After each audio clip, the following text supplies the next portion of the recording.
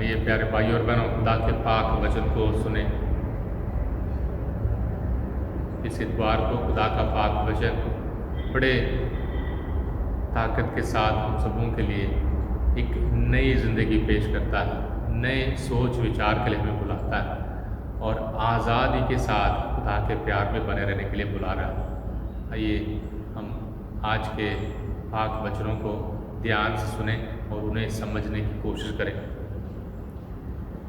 नबी इज़ेकियल का ग्रंथ, उसका 18 बाब 25 से 28 आयत तक।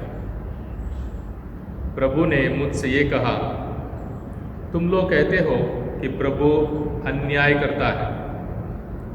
ऐ इज़राइलियों, मेरी बात सुनो, मैं अन्याय नहीं करता। तुम लोग अवश्य अन्याय करते हो। यदि कोई भला मनुष्य अपनी धार्मिकता त्याग कर अधर्म करने लगता और मर जाता है, तो वो अपने पाप के कारण मर जाता है। और यदि कोई पापी अपना पापमय जीवन त्याग कर धार्मिकता और प्यार के पथ पर चलने लगता है, तो वो अपने जीवन को सुरक्षित रखेगा। यदि उसने अपने पुराने पापों को छोड़ देने का निश्चय किया है, तो वह अवश्य जीवित रहेगा, वह नहीं मरेगा। खुदा का पाक कलाम है, खुदा का शुक्र हो। ज़बूर 24। हमारा जवाब है, हे प्रभु अपनी दयालुता याद कर। हे प्रभु तू मुझे अपने मार्ग दिखा, तू मुझे अपने पथ बता, मुझे अपनी सच्चाई के मार्ग पर ले चल और मुझे शिक्षा देने की कृपा कर, क्योंकि तू ही मेरा ईश्वर और मुक्तिदाता है। हे प्रभु अपनी दयालुता याद कर। हे प्रभु अपनी करुणा और दयालुता याद कर, जो अनंत काल से बनी हुई है। तू मेरी जवानी के पाप भुला दे और अपनी भलाई के अनुसार मेरी सुधि लेने की कृपा कर। हे प्रभु अपनी दयालुता याद कर। प्रभु भला और न्यायी है। वो पापियों को मार्ग पर लाता है, वह दीनों को सन्मार्ग पर ले चलता और पथ दलितों को अपना मार्ग बताता है। हे प्रभु अपनी दयालुता याद कर।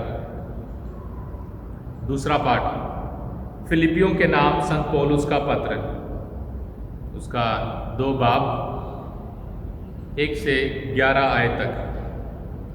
यदि आप लोगों के लिए मसीह के नाम पर निवेदन तथा प्रेमपूर्ण अनुरोध कुछ महत्व रखता हो और आत्मा में सहभागिता, हार्दिक अनुराग तथा सहानुभूति का कुछ अर्थ हो, तो आप लोग एक चित्त, एक हृदय तथा एक मत होकर प्रेम के सूत्र में बंध जाएं और इस प्रकार मेरा आनंद परिपूर्ण बना दें। आप दलबंदी तथा मिथ्याभिमान से दूर रहें। हर व्यक्ति नम्रतापूर्वक दूसरों को अपने से श्रेष्ठ समझे। कोई भी केवल अपने हित का नहीं बल्कि दूसरों के हित का भी ध्यान रखें। आप लोग अपने मनोभावों को यीशु मसीह के मनोभावों के अनुसार बना लें। यद्यपि वो ईश्वर थे और ईश्वर की बराबर करना उनका पूरा अधिकार था, फिर भी उन्होंने दास का रूप धारण कर तथा मनुष्यों के समान बनकर अपने को दीनहीन बना लिया और मनुष्यों का रूप धारण करने के बाद वह मरण तक, हाँ क्रूस पर मरण तक आज्ञाकारी बन गए और इस प्रकार उन्होंने अपने को भी दीन बना लिया।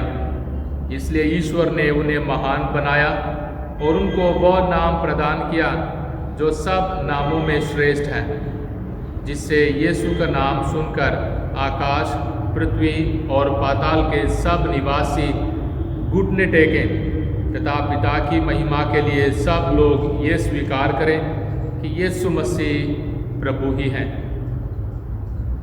ये खुदा का पाक कलाम है, खुदा का शुक्र हो। Hallelujah hallelujah. हे प्रभु, तेरी शिक्षा आत्मा और जीवन है, तेरे ही शब्दों में अनंत जीवन का संदेश है। हालेलुया।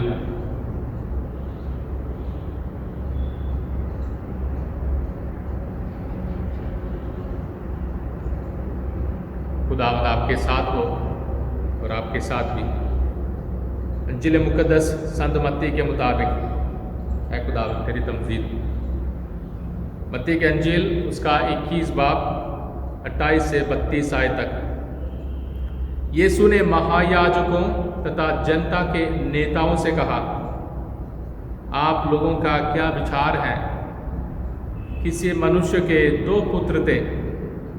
उसने पहले के पास जाकर कहा, बेटा जाओ, आज दाख बारी में काम करो।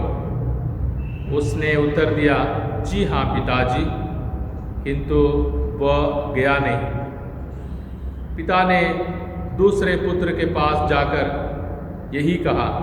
उसने उत्तर दिया, मैं नहीं जाऊंगा। किंतु बाद में उसे पश्चाताप हुआ और वह गया। दोनों में से किसने अपने पिता की इच्छा पूरी की? उन्होंने यीशु को उत्तर दिया, दूसरे ने। इस पर यीशु ने उनसे कहा, मैं तुम लोगों से कह देता हूँ, नाकेदार और वेश्याएं तुम लोगों से पहले ईश्वर के राज्य में प्रवेश करेंगे। योहन तुम्हें धार्मिकता का मार्ग दिखाने आया और तुम लोगों ने उस पर विश्वास नहीं किया, परंतु नाकेदारों और वेश्याओं ने उस पर विश्वास किया। ये देखकर तुम्हें बाद में भी पश्चाताप नहीं हुआ और तुम लोगों ने उस पर विश्वास नहीं किया। ये खुदा की पाक अंजील है। मसीह तेरी सताइश। आज के तीनों पाठ प्यारे भाइयों और बहनों हमें खुदा के सोच विचार को पेश करते हैं। खुदा किस तरीके से सोचता है और खुदा के तरीके क्या हैं और खुदा हमसे क्या चाहता है। आज का पहला पाठ हम सबों के लिए एक मजबूत सबक देता है। हमारे सोच विचार को हमें साफ रखना है, साफ करना है, पक्का और मजबूत बनाना। बहुत बार आपने सुना होगा, आपने बपतिस्मा हासिल कर लिया, आप स्वर्ग जाएंगे। आपने बपतिस्मा हासिल कर लिया और अभी आपको नजात मिल गई। आपने डुबकी का बपतिस्मा लिया, आप बच जाएंगे। ये पाक वचन के बिल्कुल विरुद्ध है, खिलाफ है। पाक वचन पुराने अहदनामे से आखिरी किताब तक, प्रभु यीशु मसीह के जन्म से सलीब तक यही सबक साफ साफ हमें पेश करता है। खुदा के साथ वफादारी, खुदा के प्यार में बने रहना और खुदा के साथ चलना सलीब तक, सलीब पर मरते दम तक। खुदा हमें प्यार करता है और हमें खुदा को प्यार करने के लिए कोशिश करना है। हम कभी भी लायक नहीं रहेंगे, कभी भी हम खुदा के समान पाक नहीं बनेंगे, कभी भी हम संतों के समान जी नहीं पाएंगे, पर संतों के समान जीने के लिए कोशिश करना हमारे लिए बहुत ज़रूरी है। कितना भी बड़ा पापी हो, संत बन सकता है, क्योंकि वही हमारा सबसे बड़ा वरदान है। और कितना भी बड़ा संत हो, कल पाप में गिरकर अपने आप को ख़त्म कर सकता है, पापी बन सकता है। यानी हमारे ईमानदार होने के नाते, ईसाई होने के नाते, खासकर कैथोलिक कलीसिया होने के नाते ये सोच विचार पाक वचन से है, आज के पहले पाठ से है। क्योंकि उस ज़माने में भी लोग सोचते थे हम चुने हुए लोग हैं इसलिए हम बच गए, हम चुने हुए लोग हैं और खुदा ने हमें मसा किया है, खुदा ने हमें छुआ है, खुदा ने हम पर रहम की है, खुदा ने मुझे बपतिस्मा दी है, खुदा ने मुझे डुबकी लगवाया है, इसलिए मैं बच गया, मैं नजात मैंने हासिल कर ली, बाकी सारे खराब हैं, बाकी सारे खुदा से दूर हैं, बाकी सारे अविश्वासी हैं, बाकी सारे ऐसे हैं। यहाँ धार्मिकता यानी रूहानी ताकत के बारे में बात है। क्या हम वाकई रूहानी तरक्की करना चाहते हैं?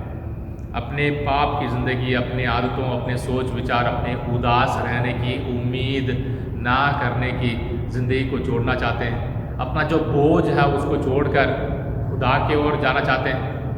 अगर खुदा की ओर जाएंगे और खुदा में बने रहेंगे, खुदा में जिएंगे, खुदा हम सबों से कहता है बच जाओगे, बच जाओगे। ये दूसरों को सज़ा देने की या दूसरों पर इल्ज़ाम लगाने की बात नहीं है। खुदा प्यार से भरपूर है, और जो भी खुदा नहीं है, जो भी खुदा की बातें नहीं हैं, वहाँ नफ़रत है, और वहाँ कुछ भी बचता नहीं है, वहाँ सब कुछ ख़त्म हो जाता है, वहाँ इज़्ज़त नहीं है, प्यार नहीं है, हमें इस्तेमाल करने की बात है। और ख़ासकर दुनिया के तौर तरीके को इसके साथ जोड़ सकते हैं। और दूसरी ओर कलीसिया में हम किसी को संत साधु नहीं कहेंगे, किसी को भी जीते जी तारीफ नहीं करेंगे, जितना भी बड़ा हो। पोप साहब को हम संत पिता कहते हैं, वो इज़्ज़त के साथ, पर उस इज़्ज़त के साथ हम ये नहीं कह रहे हैं कि वो संत है, नहीं, हम इज़्ज़त के साथ कहते हैं। जीते जी किसी की भी तारीफ नहीं की जाती है, जीते जी किसी की भी उस आसमानी इज़्ज़त को नहीं दी जाती है। वचन इसलिए कहता है, कोई धर्मात्मा है, कोई नेक आदमी है, अच्छा इंसान है, अच्छी ज़िंदगी जी है, अगर उसने अपनी धार्मिकता को, अपनी रूहानी ज़िंदगी को छोड़कर पाप में वो गिर गया, तो वो अपनी गलती के कारण मरता है, और वो उसमें खुदा का कुछ लेना देना नहीं है। खुदा ने आज़ादी दी है, आज़ादी सबसे बड़ा हमारे लिए वरदान है। और अगर दुनिया हमें जात पात से हमें तोड़ता है, खुदा हमें प्यार से जोड़ता है। दुनिया हम सबों को कहती है तुम यहाँ तक आ सकते हो, यहाँ के पास ये इसके पार नहीं जा सकते हो। खुदा कहता है मेरे प्यार में हमेशा बने रहो, मेरे साथ, मेरे पास आओ। तो हमारे लिए ये बात होना ज़रूरी है कि हम ईसाई इसलिए बच जाएंगे ना, खुदा में विश्वास करने वाले हैं, और खुदा में विश्वास करके आगे बढ़ना चाहते हैं, और खुदा में बने रहना चाहते हैं, सिर्फ नाम के वास्ते नहीं, दिल से। यही आज के पाक वचन का, खासकर आज के पहले पाठ का संदेश है। आज का दूसरा पाठ हम सबों से ये कहता है कि प्रभु यीशु मसीह के समान जीना सीखो, प्रभु यीशु मसीह के समान हलीम बनो। प्रभु यीशु मसीह के समान बनने के लिए हमें बहुत सारी चीज़ों को छोड़ना है। हमारे बीच में फूट है, वफादारी की कमी है, एक दूसरे के साथ लड़ते हैं, ये सब कुछ धीरे धीरे छोड़ना है, तभी हम यीशु मसीह के समान बनेंगे। यीशु मसीह के समान कभी भी हम यीशु मसीह के उस इज़्ज़त को, प्यार को हासिल नहीं कर पाएंगे, पर कोशिश करना हमारे लिए सबसे बड़ी ताकत है। और प्रभु यीशु मसीह पर अपने नज़रें बनाए रखकर हमें जीना ज़रूरी है। यहाँ तक खुदा रहकर भी, खुदा होकर भी उसने हलीम बनकर अपने आप को एक गुलाम के समान अपने आप को नीचा किया, और सलीब पर मरने तक आज्ञाकारी यानी खुदा के पाक मर्ज़ी को पूरी करने के लिए तैयार था। यानी प्रभु यीशु मसीह हम सबों को भी उनके समान बुला रहे। वफादारी, ईमानदारी, दुख दर्द, फैसले, खुदा की मर्ज़ी पूरी करना, सलीब तक, मरते दम तक, मरने के लिए भी हमें तैयार रहना ज़रूरी है। इसीलिए प्रभु यीशु मसीह ने खुदा होकर भी अपने आप को हलीम किया, एक दास का रूप, एक गुलाम का रूप अपनाया, और सलीब पे मरते दम तक खुदा बाप की पाक मर्ज़ी पूरी की। इसलिए वो खुदा है, खुदा का बेटा है, और उसके नाम पर सब कोई घुटने टेकेंगे, आसमान में, ज़मीन में। और जब भी हम कलीसिया में घुटने टेकते हैं, वो सबसे बहुत महत्वपूर्ण वक्त है जब हम प्रभु यीशु मसीह की आराधना करते हैं। और उठना और बैठना, आराम से बैठना, ये सबसे कुछ लेना देना नहीं है, पर घुटने टेकने का मतलब मैं कमज़ोर हूँ, मैं अभी इस वक्त कुछ भी नहीं कर सकता हूँ, तेरी आराधना करता हूँ, क्योंकि तू ही महान है, तू ही खुदा है।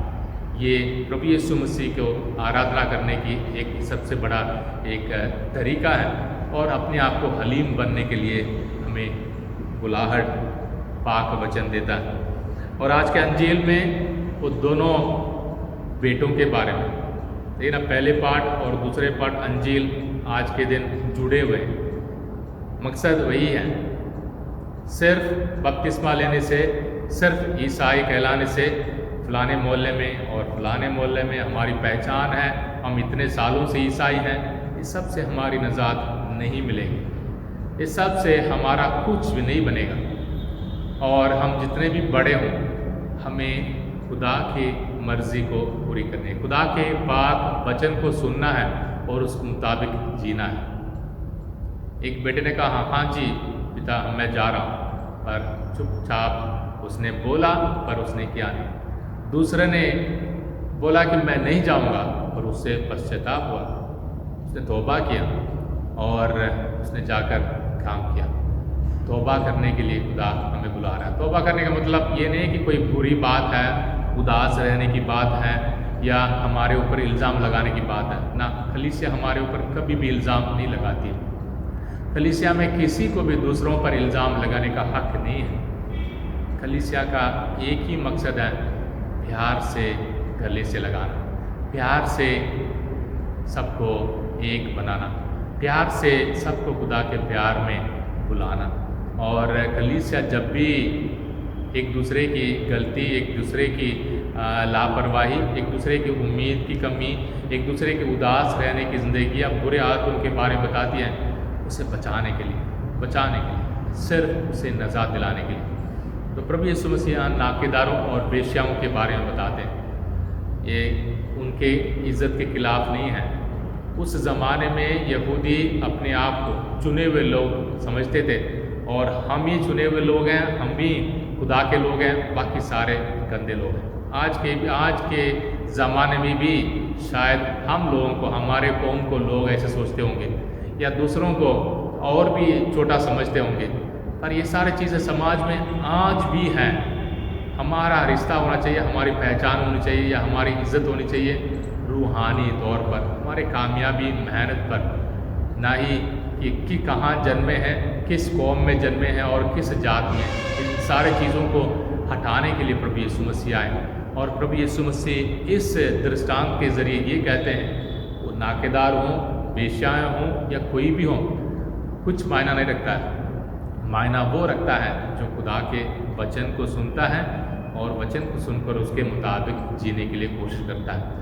स्वर्ग राज्य उन्हीं का है, स्वर्ग राज्य उनका है। वाकई ही ईमानदार वो हैं, वाकई ही ईसाई वो हैं, वाकई ही कलीसिया के लोग वो हैं, वाकई ही खुदा के उस कलीसिया के मेंबर वो बनेंगे। आइए हम भी इन दोनों बेटों के समान, कितने बार मैंने खुदा से कहा होगा एक पुरोहित होने के नाते, हाँ जी, पर मैंने नहीं किया, मैंने अपने वायदों को पूरा नहीं किया। इन सारे वक्तों के लिए खुदा मुझे सज़ा नहीं देता, पर खुदा इंतज़ार करता है कि मेरा बेटा मेरे पास वापस आए, अपने गलतियों पर तौबा कर, अपने गलतियों को देखें।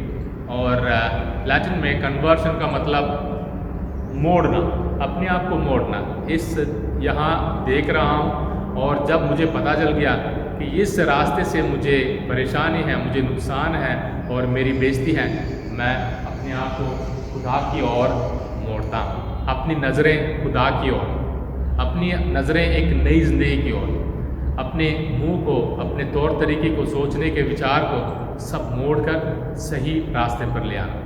और खुदा हम सबों को अपने सोचने, जीने का तरीका बदलने के लिए बुला रहा है। सज़ा देने नहीं, हमें बचाने के लिए, डंडे से नहीं, प्यार से। खुदा हमारे चेहरे को नहीं देखता, हमारे दिलों को देखता है। इसलिए खुदा पर विश्वास रखें, हलीम बने, हलीमी के साथ खुदा से आज वायदा करें, है प्रभु मैं भी पूरे दिल से तेरे साथ वफादार रहना चाहता हूँ, रहना चाहती हूँ। खासकर हमारे परिवारों में वफादारी और ईमानदारी के लिए हम खुदा से दुआ मांगें। खुदा यीशु मसीह हम सबों को बचाएं, खासकर इस महामारी के डर से बचाएं, इस महामारी के नुकसान से बचाएं और मौत से हम सबों को बचाएं। बीमार भाई बहनों के लिए दुआ मांगे और सारे ज़रूरतमंदों के लिए दुआ मांगे।